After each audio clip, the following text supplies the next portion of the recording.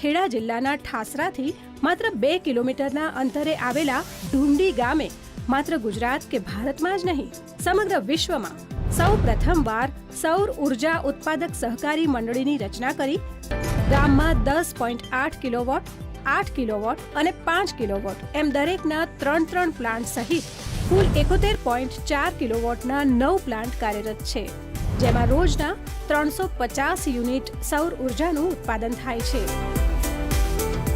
માત્ર 1500ની વસ્તી ધરાવતા ઢુંડી ગામે સમગ્ર વિશ્વને નવી દિશા ચીંધી છે.